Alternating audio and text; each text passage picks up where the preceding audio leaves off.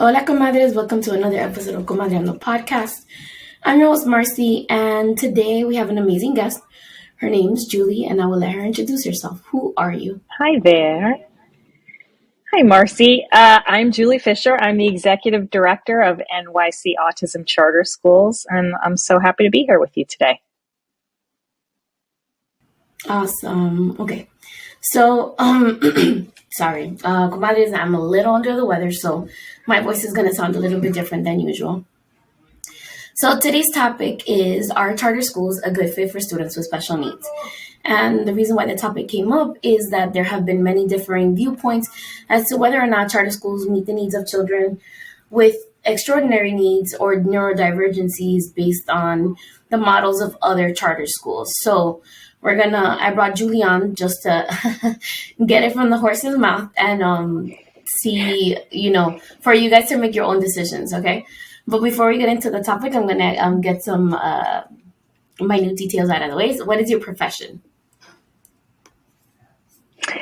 So I am an autism educator, have been for many, many years. I actually started working with kids with autism when I was an undergraduate in college, which is ages ago at this point, and just did it sort of on a lark, did a fieldwork experience studying to get my psychology degree, and I just absolutely fell in love with it and have not looked back ever since. So took a brief hiatus, went to social work school, but then back to working with kids with autism. Initially did early intervention and then fell in with the two moms that founded NYC Autism Charter Schools. And so I have been in a leadership capacity ever since they opened in 2005.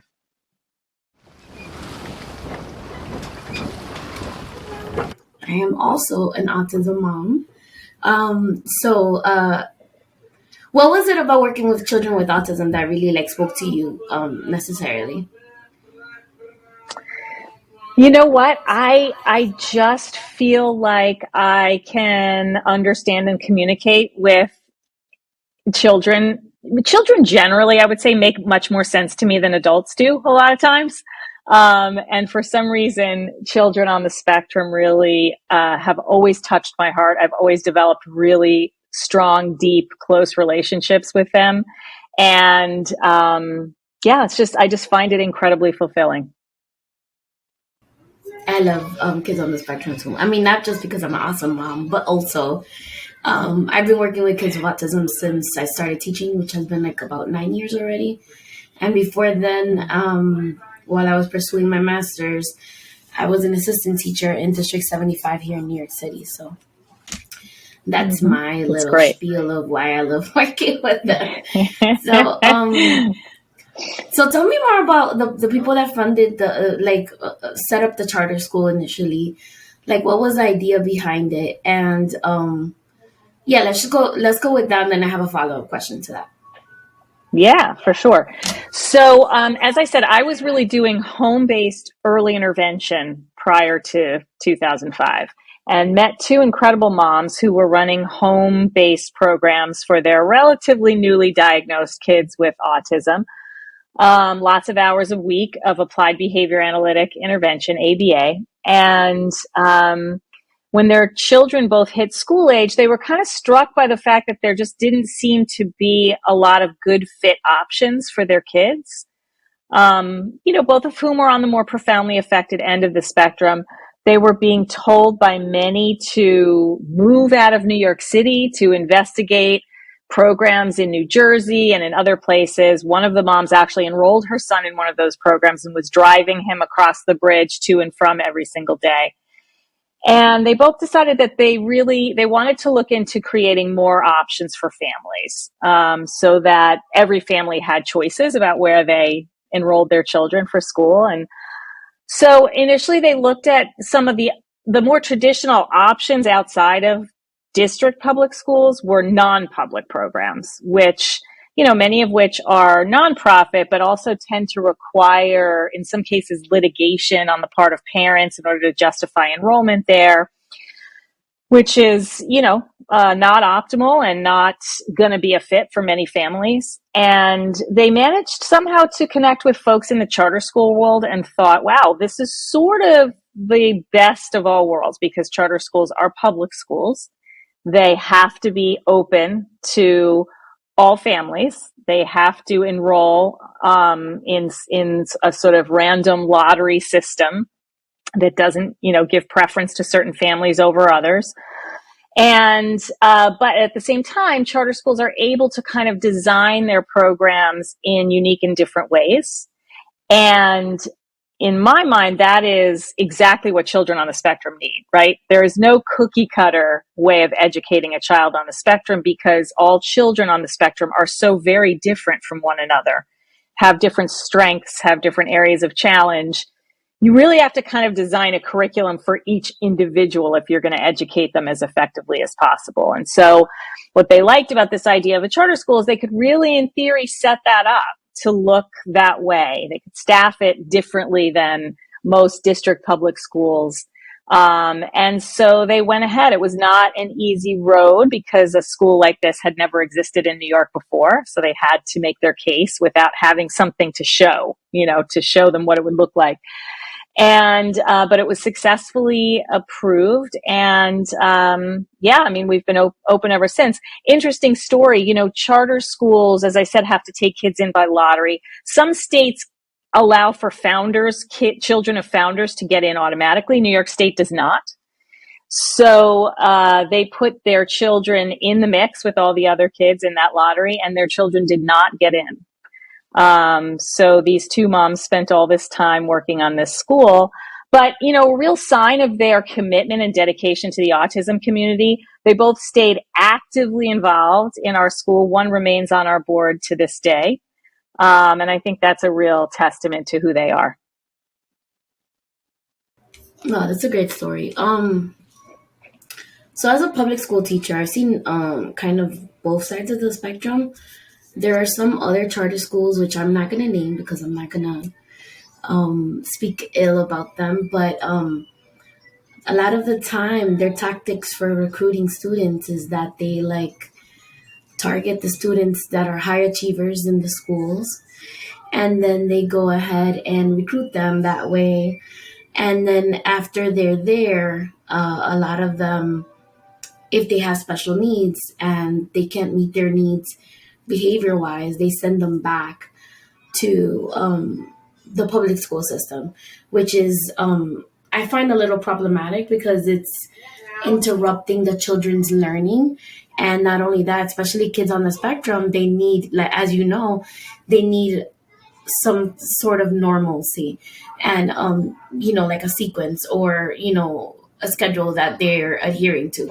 So that interruption in learning, when they're back in the public school system, affects their behavior a lot, and it getting them back to the system and then changing their routines is very hard. So I'm glad that you guys tailor to children with autism, but what are some of the criteria for keeping the kids in the school, and what sort of behavioral approaches do you guys have for the students to meet their needs? Yeah. Well, again, I can really just speak to our school because that's the charter school that I know the most about.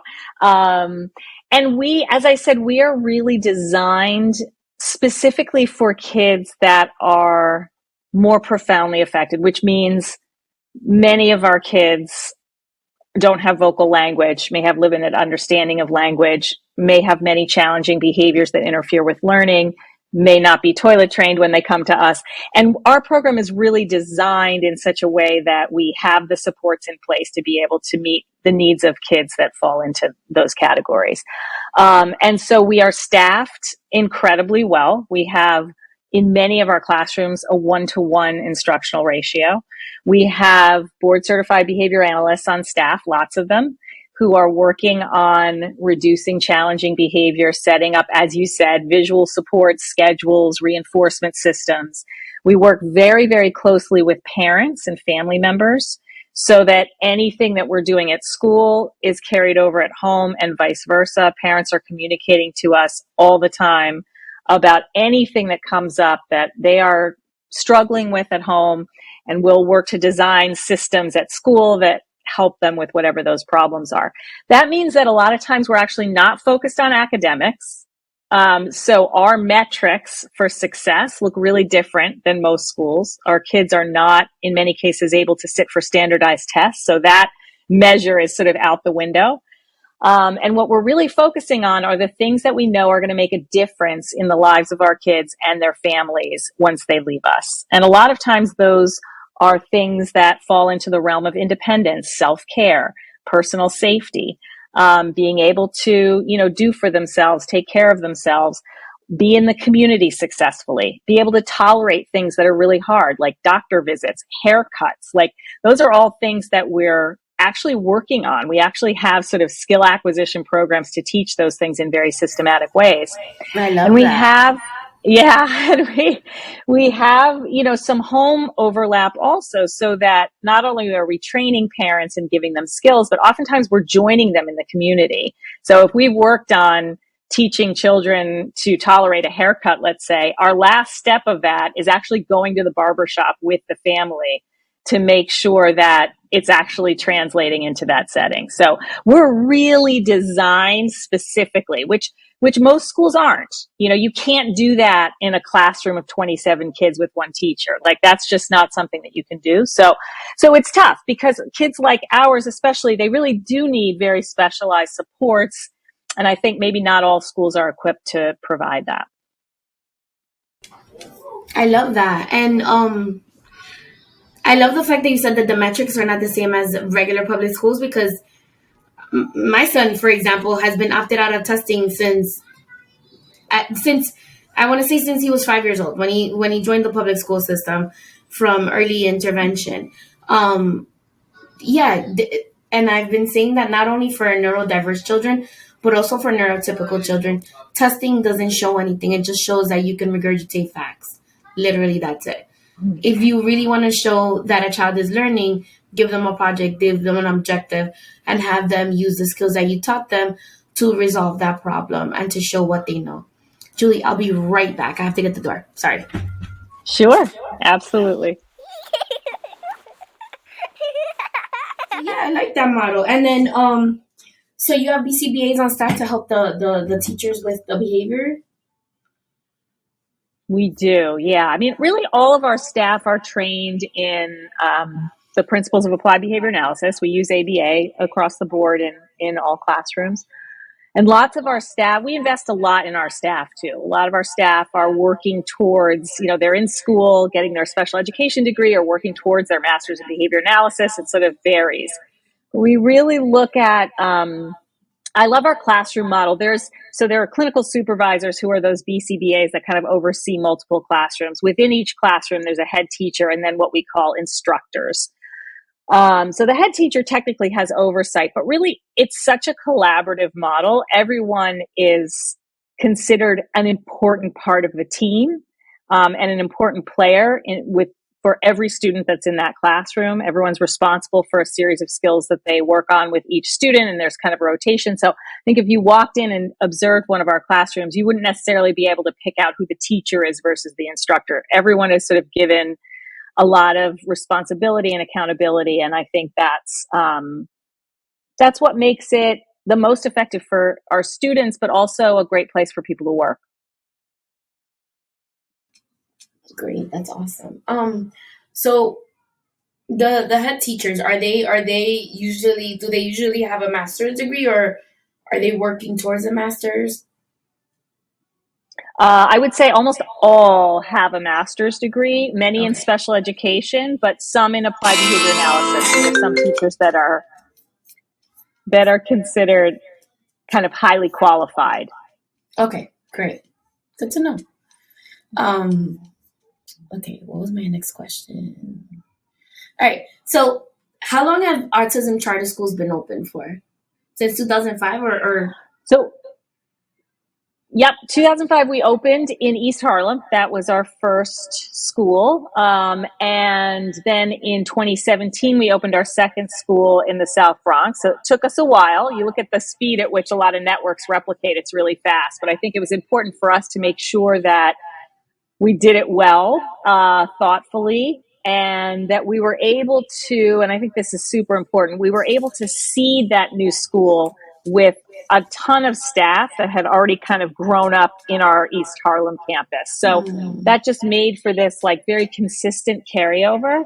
Okay. And the opening in the Bronx was very smooth. One of the reasons we picked the Bronx is because we saw, we have a very long wait list, as you can imagine. We're a small school. We get lots of applicants every year, and we don't have enough seats to, we always end up having a long wait list.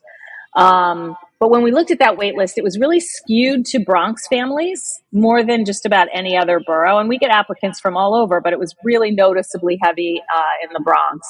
And we really felt like that it just made sense for us to have our next school in that borough as a result. That makes sense.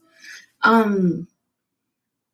I mean, it sounds really great. I have a question because I did work in District 75 for about 5 years of my career as an assistant teacher. And then once I had my master's, I was there for like 3 years. So one thing that I noticed in the school where I was working at, we did have the flexibility of creating our own curriculum. The only thing I found it difficult as an educator, especially first-time teacher, creating everything from scratch.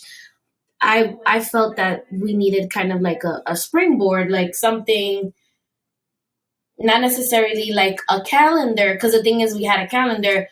Okay, you guys have to teach this month with no real plan. So is there like some kind of base curriculum which the teachers can differentiate up or down or sideways or whatever for the students? Is there like something that they can work off of to create the lessons?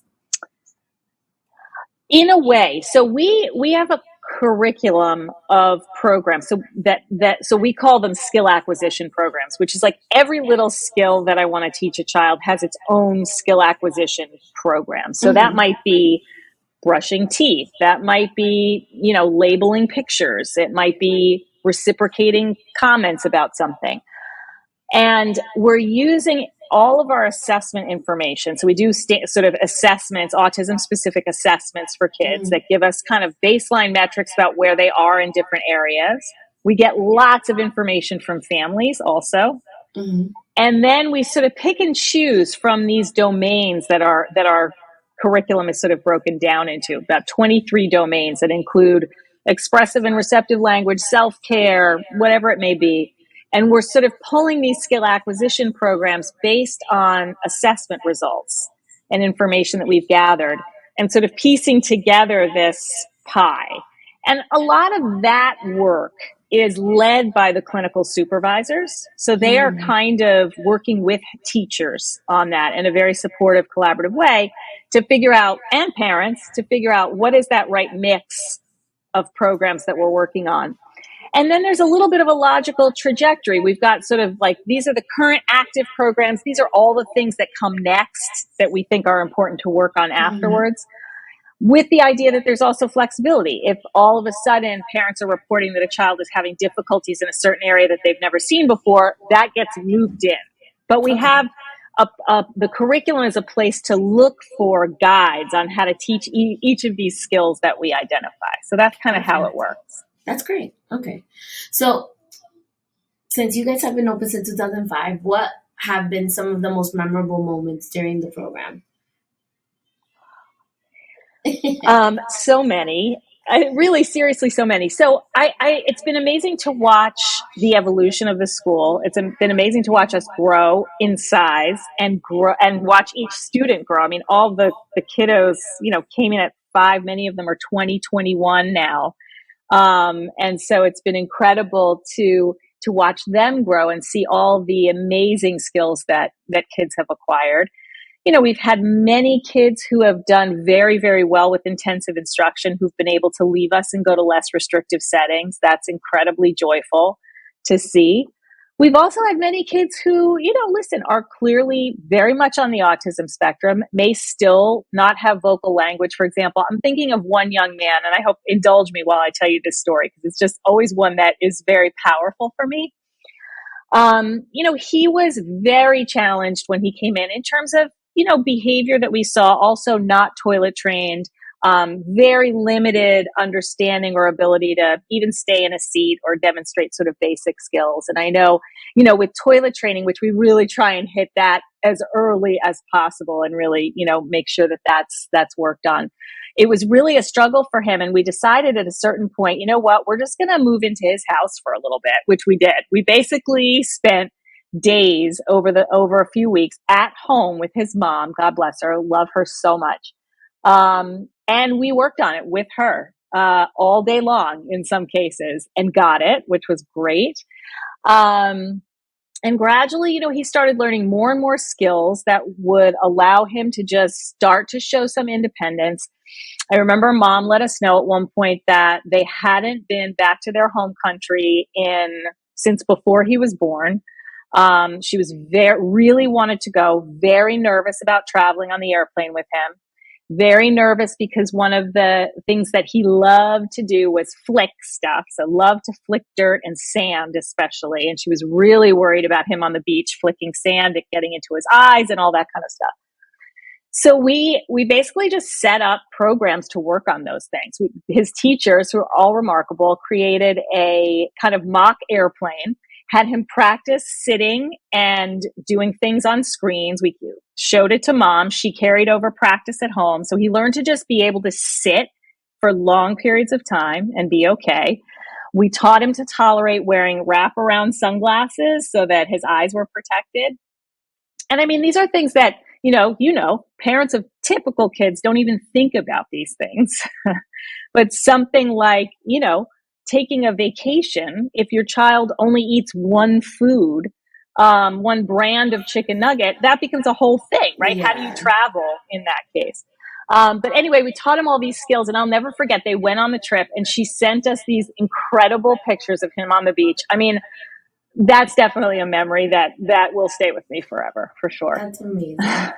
Yeah, I mean, I have a whole episode about traveling with your kid with special needs and how to prepare for it, because there's a lot of things that come into play that parents of neurotypical children don't really need to consider. It's just something that it's not in their world. So how would they know? Yep. So definitely that's something. I love that you guys actually do that and that you take into consideration what the kids' needs are to modify the programs so that they can be successful. That's awesome. Okay. All right. So one more story. So how have you seen the children grow since 2005? You guys already have teenagers and adults that have graduated from Autism Charter schools. What kind of lives do those children lead? And what have they gone on to do? Well, we haven't had that many graduates because, again, we have 5-year-olds start in 2005. So we've just started to have sort of graduating classes of 21-year-olds. Marcy, I'm not going to lie. I think that the adult service world is lacking a bit. Yes.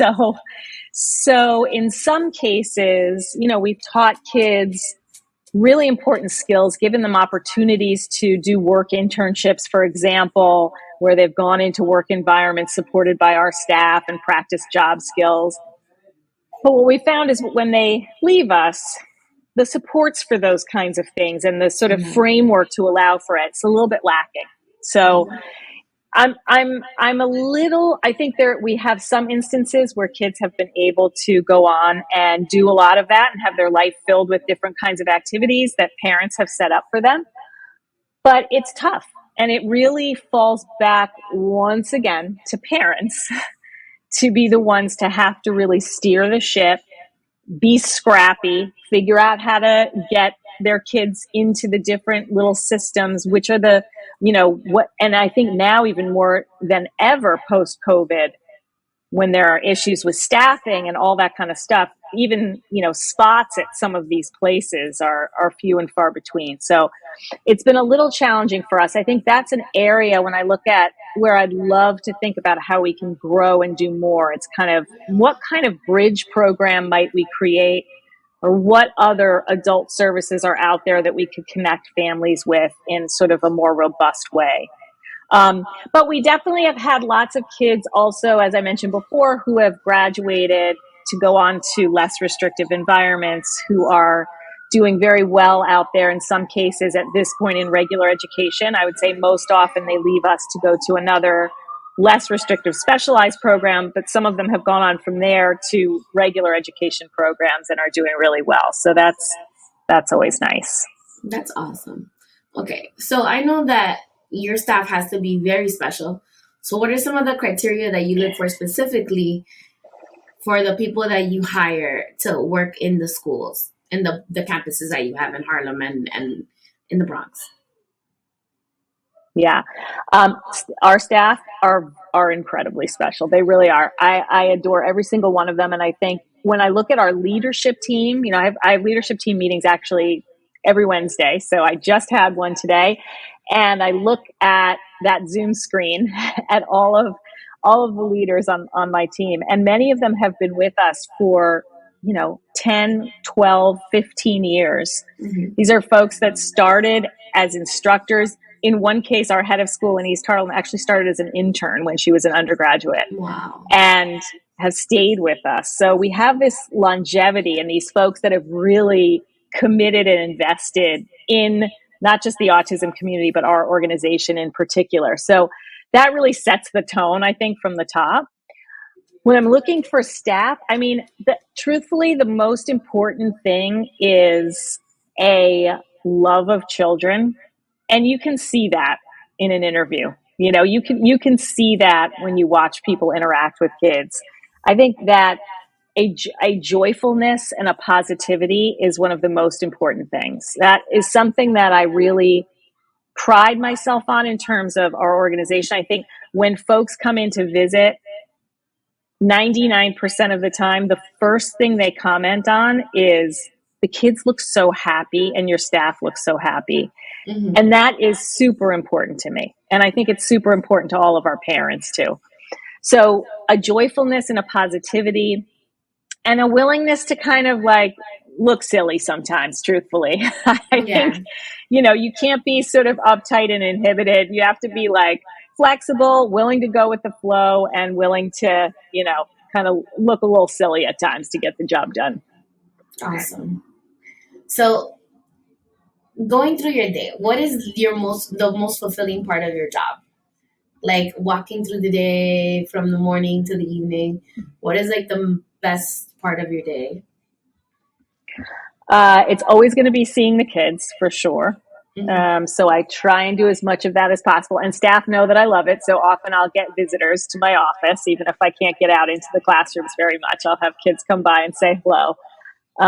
That is definitely my favorite. I think that, at a certain point in my career, I started getting a lot of reinforcement from working directly with staff. Like, I think that watching them grow is almost as powerful as watching kids grow for me now. Mm-hmm. And I really, really enjoy working with my team, seeing the spark in their eye when they solve a problem, or learn something new that they can apply. It's really exciting to help support staff in becoming, the next generation of autism leaders. Awesome. So as far as trainings, do you guys have like monthly trainings or weekly? How does that work? So we have weekly staff meetings that are sometimes divided. We have sort of different tracks for newer staff or more seasoned staff. We also have a lot of folks who are working toward their BCBA, so they have their own kind of research meetings and supervision meetings and things like that. We also, with the leadership team, have a lot of one-to-one meetings. So I'll meet directly with heads of school, and we do a lot of discussion and training during those. Similarly, clinical supervisors with head teachers with their staff. Mm-hmm. So there are a lot of opportunities for kind of training and support. I think, again, weekly we do that didactic professional development in the form that you usually think of it. But sometimes I think the most valuable learning comes from the hands-on, work with kids. Yes. When there is, someone who is a bit more experienced overlapping and disseminating information like in the moment to someone who's newer. I definitely like that model. As far as evaluations go, how does it work in at least in your charter school? Because I know you can't speak to the other ones. Well, how does that usually work? Evaluations of staff, like performance reviews. Yeah, performance reviews and things like that. Yeah. So I can't speak to other charter schools, but we have created a very specific rubric for our staff. I know a lot of, I think at least some portion of staff evaluations in most traditional schools ties into student performance to a certain extent. Yes. That's not really that doesn't make sense for our kids because it's just not the same. Some kids acquire skills more slowly than others, and that's not a reflection of the teachers per se. So what we really look at is how effective they are at implementing teaching. So we break that down into very tiny components. There's a lot of observation that's involved, and they're, kind of rated on a scale in terms of what their actual teaching looks like, both one-to-one, group instruction. For teachers, we're also looking at how they're supervising their staff and how they're training other people, because that's an important part of their job. And then we also look a lot at just like what I'll call professionalism metrics, which is just like, how do you interact with other people? How do you interact with parents and families? Because that stuff is really important. It makes for either a nice or not nice working environment. So definitely. Yeah, one thing I do like about the charter school system is that teachers that are not performing or are not really there for the right reasons in one way or another are filtered out, which I really, that's where I love public schools because I'm a public school kid, but that's where I find that there's a tip to the scale for me, because there's definitely teachers in the public school system that should have retired a long time ago, or they're not there for the right reasons, or their teaching methods are outdated and are not willing to change. Because there are people that, like, during the pandemic, for example, my mom has been teaching for over 25 years already. Amazing. During the pandemic, she was like, okay, teach me this Google Classroom stuff. She was ready to learn. But then being the technology head in the school where I was teaching at, I was having teachers still resisting the change. So it's like, there's people that have been teaching for a while that are willing to change and are going with the times and like open to, bettering their practice. But then there's also teachers that are still stuck in their old ways and are doing the things that they've been doing for the past 20 years, which isn't effective anymore. That is not the way that children learn, especially in the type of model that you're in. You guys are really going by what the students need and not necessarily by what not the public school system, but just like education in general, how it's been in the United States for the past 100 and change years, So I really love that you guys are doing that. So what is the vision? I think, okay, go ahead. Sorry. No, I was just going to say, I anytime we commit to a hire, I want that person to be successful ultimately. Like you said, sometimes things don't work out and it's just not a good match or a good fit for a person. But we try really hard to meet people where they are and give them the support and training that allow them to be successful, if at all possible. But the bottom line is, you're right. I mean, my first priority is my kids and families. So they are always going to come first. I know that. Okay. So what do you envision for the charter school in the next 5 years? I know you guys just opened the site in the Bronx. How long has that been open? We opened in 2017, but it feels like yesterday because the pandemic was like a 2-year, I don't know what. It just felt like a weird 2-year period. So what is my hope for the next 5 years? So I would love to be able to serve more kids.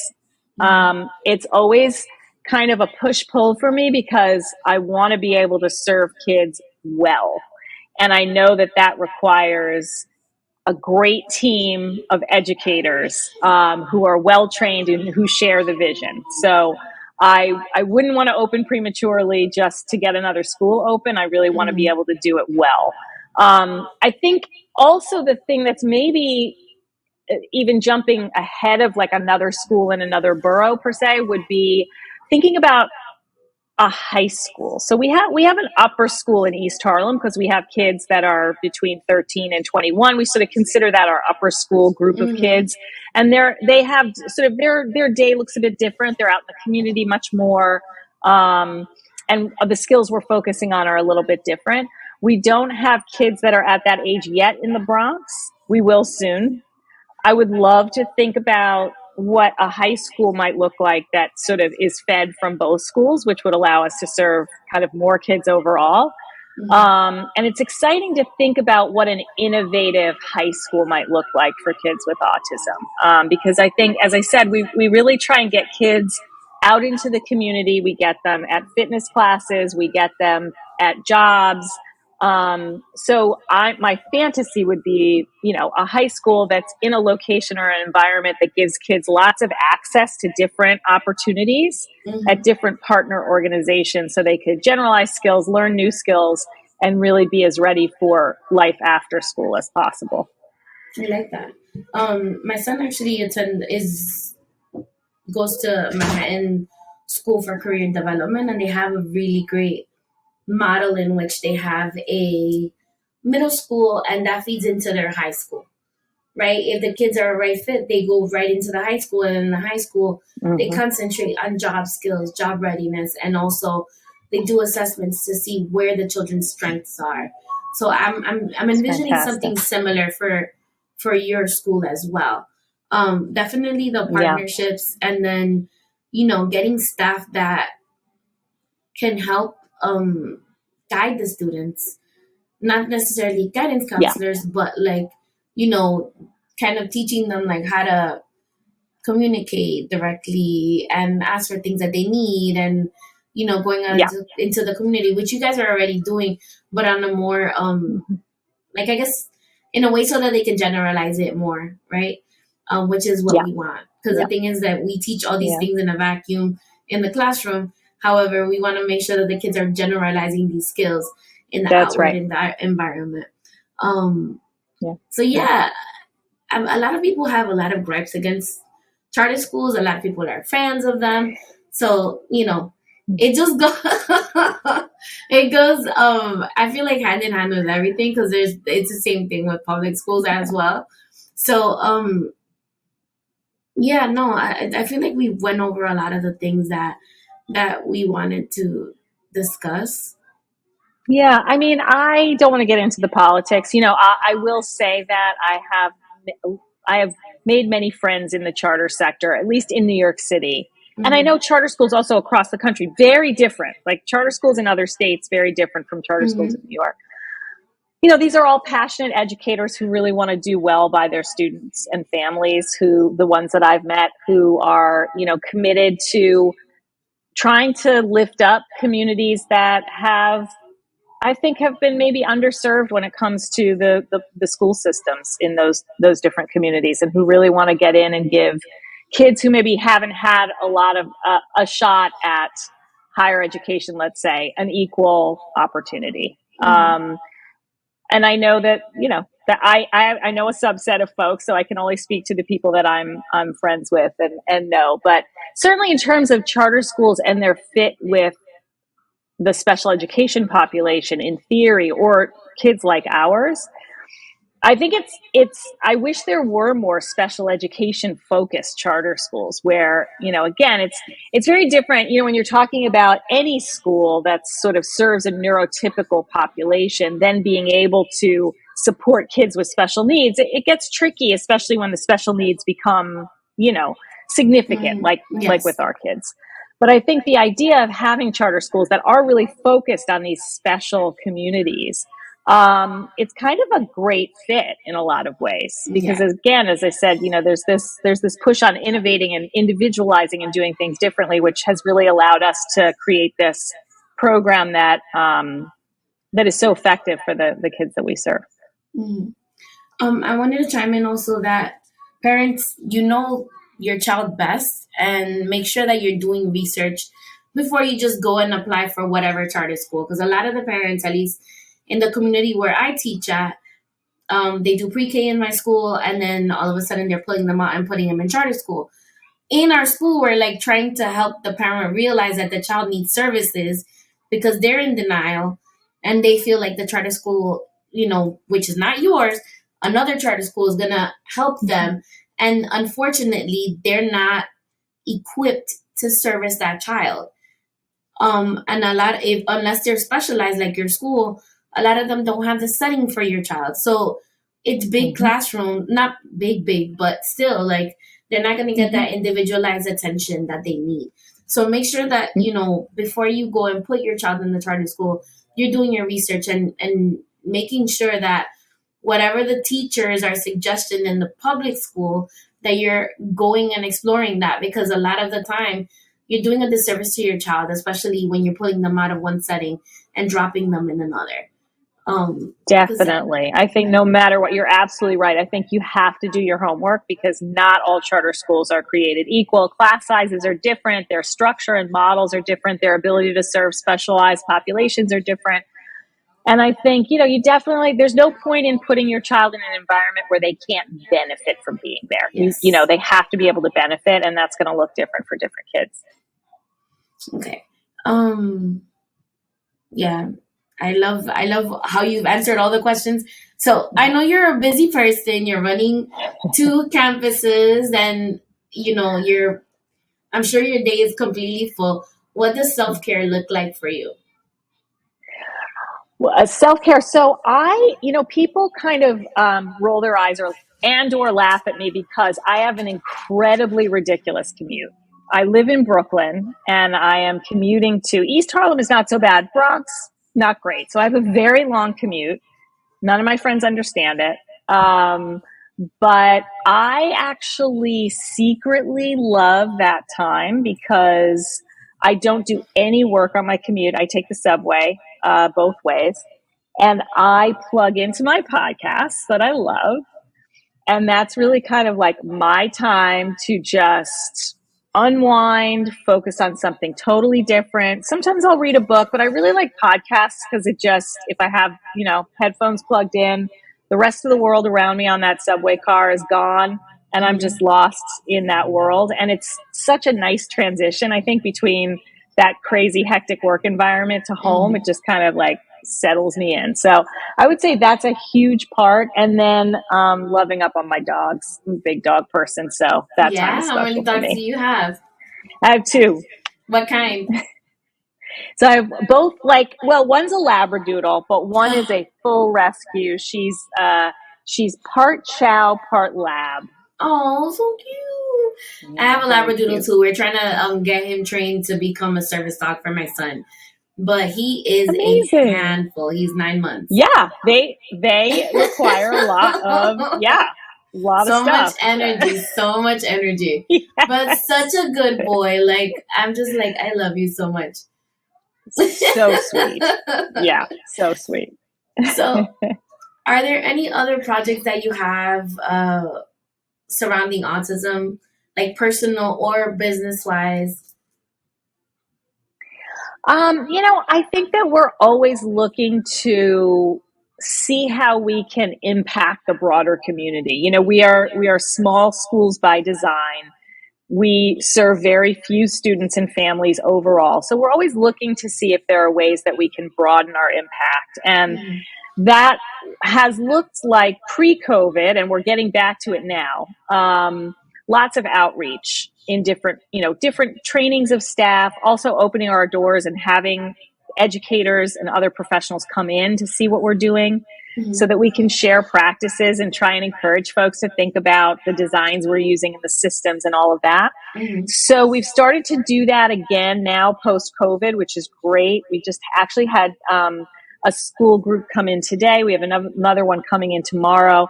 These are all educators who are just really eager to be able to better serve the kids with autism that are in their classrooms and are just hungry for information and tools and So I think one of the things that we've been committed to, and I want to recommit to post-COVID, is just continuing to do more of that, really trying to, share what we've learned and spread practices so that educators can be more successful with the kids that they serve. Awesome. One last question, because I'm a technology guru at my school. So what does educational technology look in the classrooms over there? Like, do you guys have smart boards or Promethean boards? And like, do the kids have one-to-one technology? Like, what is the funding like for that?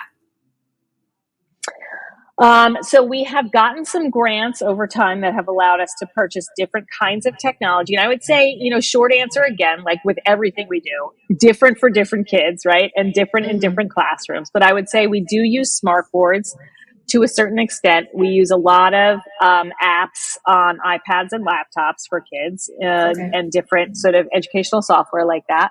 One of the things that I think is kind of cool if you're a tech head that you might enjoy that we've done, and this started with COVID, but we're kind of carrying it over, is we've gotten these kind of, oh gosh, I wish I could remember the name of it, these like robotic devices that you can put an iPad on that actually move. You can control it remotely, and it can move in and out of classrooms.